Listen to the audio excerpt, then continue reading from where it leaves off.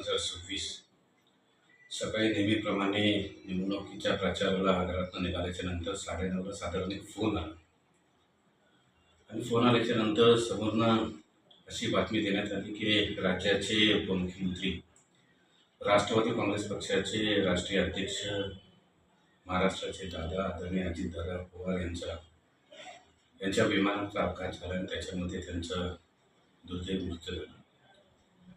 बातमी ऐकल्याच्या नंतर खरोखर विश्वास बसत नव्हता. मन अगदी सुन्न झालं होतं. अनेकांना फोन केले, टी व्ही चालू केली, की मोबाईलवरती बघितलं, खरोखर ही बातमी खरी होती. मन हे स्वीकारायला तयारच नव्हता.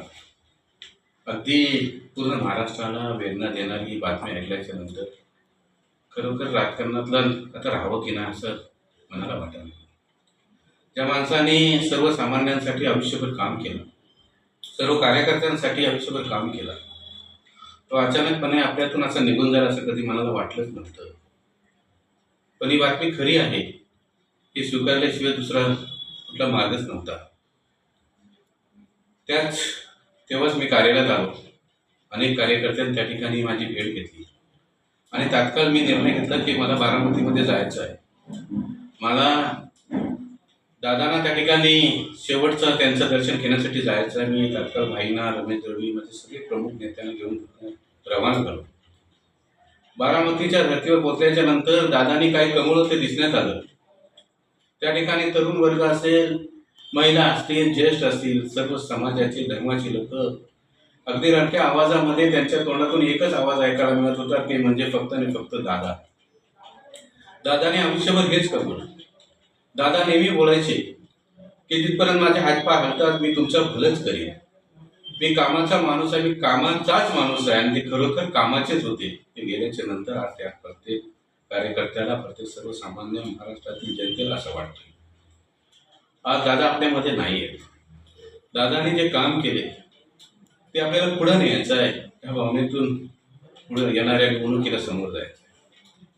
अगदी दादाच्या अंतदर्शनासाठी ज्या पद्धतीची आंदोलन करते, म्हणजे आपल्या सर्वांना माहिती आहे की बाळासाहेब ठाकरे साहेबांच्या अंतदर्शनात जी गर्दी होती त्याच्यापेक्षा अधिकची गर्दी त्या ठिकाणी दादांसाठी होती.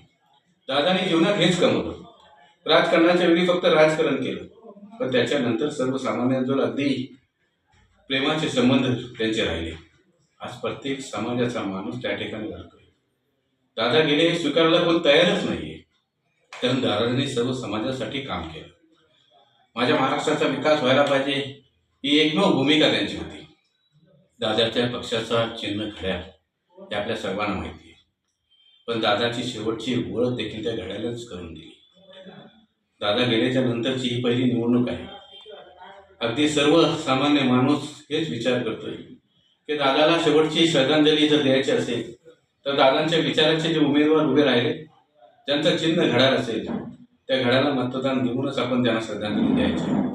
राजकारण होत राहील, निवडणुका होत राहतील. महाराष्ट्राचा राजकारण याच्या पुढं कसं असेल हे मला माहिती नाही, पण दादा असताना जसा होता तसं 100% नसेल हे प्रत्येकाला वाटते. आज दादा आपल्याकडनं निघून गेले. त्यांनी जे विचार, त्यांचं जो स्वप्न होतं तो आपल्या सर्वांना पुढे घेऊन जायचं आहे. दादांनी शेवटच्या श्वासापर्यंत सर्व कार्यकर्त्यांसाठी, सर्वसामान्यांसाठी काम केलं, कारण त्यांचा शेवटचा अंत जो झाला तो कार्यकर्त्यांच्या निवडणुकीला प्रचाराला येताना झाला. आज दादांचा चिन्ह घड्याळ हे कुणाला सांगायची गरज नाही.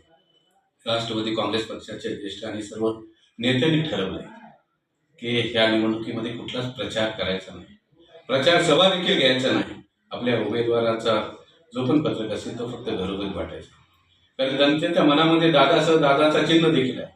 याचा प्रचार करण्याची कुठली आवश्यकता नाहीये. त्याच्यामुळे येणाऱ्या मतदानामध्ये दादाच्या विचाराचे जे पण उमेदवार असतील, दादाचा जो चिन्ह असेल त्याला आपण मतदान कराल आणि दादांना श्रद्धांजली व्हाल अशी अपेक्षा माझ्या मनामध्ये आहे. पुन्हा एकदा आपल्या सर्वांना विनंती करतो, दादाने जे स्वप्न पाहिलं तो पूर्ण करायचा आहे. पुन्हा एकदा आपल्याला रडत न बसता लढायचं आहे, पुढं महाराष्ट्राला घेऊन जायचं आहे. या विचाराने सर्वांनी आपण काम करूया एवढीच विनंती ठिकाणी.